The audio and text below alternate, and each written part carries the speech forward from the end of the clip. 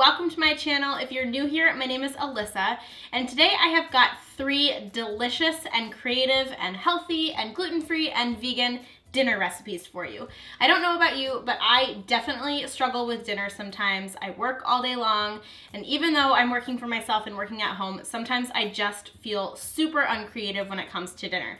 So I'm hopeful that these recipes give you a little bit of inspiration, get you out of your dinner rut, and give you some great, healthy, and delicious ideas to add to your dinner table. So we are making 3 delicious quinoa recipes. So all of these are really high in protein, high in fiber, and just, like I said, so healthy. And we are making a quinoa stuffed sweet potato. We are also making a creamy mushroom quinoa risotto. And then I'm also gonna show you how to make a nourishing quinoa bowl, which has some roasted vegetables, some steamed vegetables, and it's so simple and really customizable. So if you want any of these recipes, I have linked them all in the description box below for you. They are all already on my blog, so you can get all of the instructions, ingredient lists, etc. on my blog. So make sure to check out the description box. And if you haven't subscribed to the channel already, I would love for you to join our community here. There's a red button right below this video. It says subscribe. You can just hit that button and it will subscribe you. So without further ado, let's go ahead and dive into today's recipes. For our sweet potatoes, we're going to start by pricking them all around the sides with forks, and then we're going to place them on a baking sheet and roast them at 375 degrees for about 30 minutes until they're nice and soft. Meanwhile, we're going to make the filling. So we're going to start by slicing up a red onion. You could also use a shallot. And then we're going to saute this with some olive oil and some cooked quinoa, as well as some freshly grated garlic. You could also mince it. And we're just going to saute this until it all is nice and brown and fragrant. From there, we'll add in our chopped kale as well as our chopped hazelnuts. And again, just stir this together until the hazelnuts and the kale are nice and cooked. The hazelnuts should be a little bit toasty and the kale will be nice and wilted. From there, add in your lemon juice and then stir this all together. Season it with some salt and some pepper. And then I recommend you taste it and adjust your seasonings if necessary, but that's pretty much all we're going to do for our filling. So then for our potatoes, once they are nice and cooked all the way through, you're just going to place them onto your plates and you can slice them down the middle and then just kind of open them up so that you can have a nice little cavity to add your filling in. I like to make sure that my sweet potatoes are fully stuffed, so it depends on the size of the sweet potatoes that you did, but just fill it up as much as you'd like. And then for the topping, I just did a little bit of tahini, salt, and water together, so this is basically just a thinned out tahini with a tiny bit of salt, but you could use any of my tahini dressings. This is a very kind of mild filling, so it goes well with pretty much any tahini dressing that you'd like.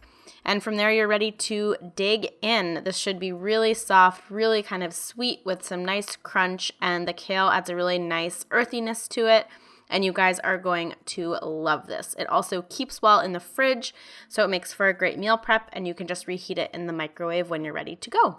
Next is our risotto. We are going to start with some dried porcini mushrooms, and you're going to top those with 2 cups of boiling water, and you'll just let these steep for about 20 minutes so that the flavor can get nice and infused in that water and the mushrooms will get nice and soft. From there, just remove as much of the mushrooms as you can. You don't want to just strain this because there might be some dirt in the bottom that's collected, so just kind of scoop out the mushrooms. They should float to the surface.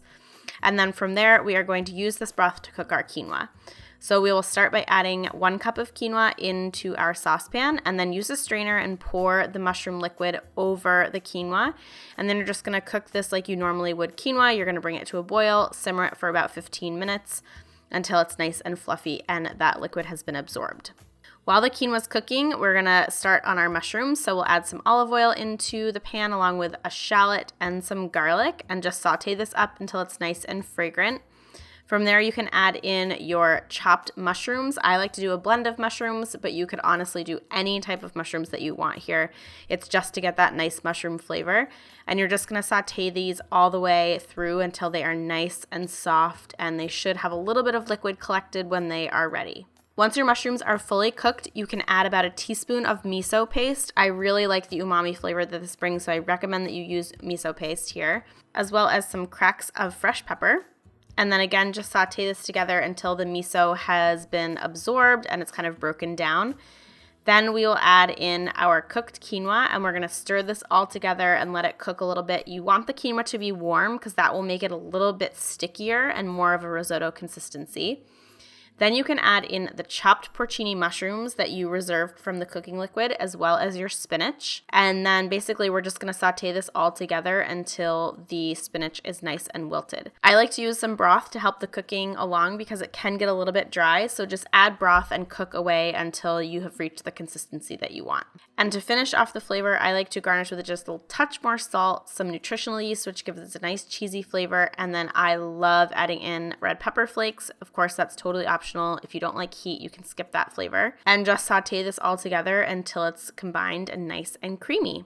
From there, we're ready to plate it up. I just serve this like I have here. I actually like to reserve some of the sauteed mushrooms to garnish on top, but that's totally optional. You definitely don't have to do that. And I also like to garnish with some fresh chives because I think it looks so pretty. Then you can just dig in, and this is honestly such a yummy meal. It, again, reheats really well, makes great meal prep, and you guys are going to love it.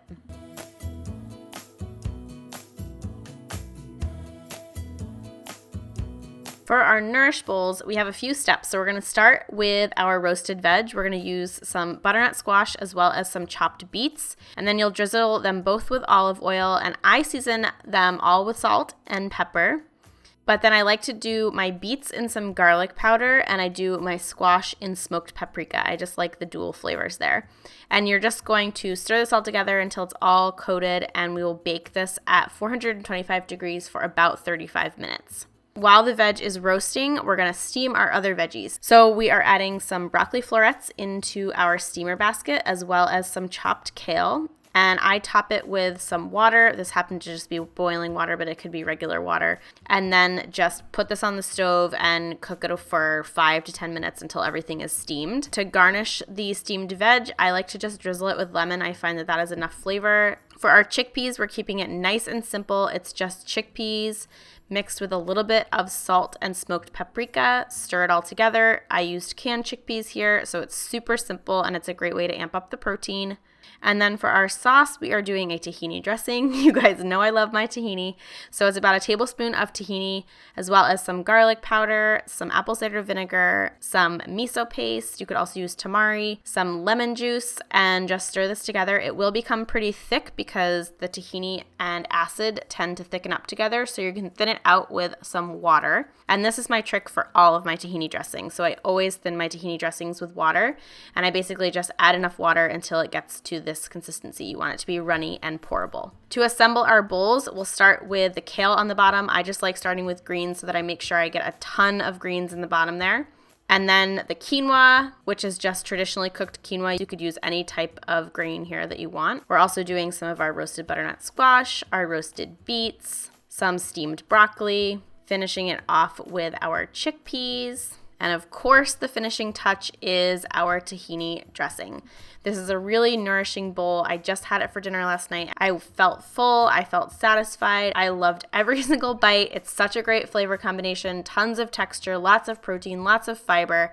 And again, makes a really awesome meal prep meal. And you can also serve it warm or cold. If you guys are new to Nourish bowls or Buddha bowls, these are really customizable. So make sure to check out the recipe because I've given some ideas in that post. And there you have it, my friends. I hope you enjoyed today's creative quinoa dishes, and I can't wait to see some of them in your own kitchens. Make sure to snap a photo if you make any of these recipes, really any recipe from the channel. Make sure to share a photo with me on Instagram using @simplyquinoa or #simplyquinoa.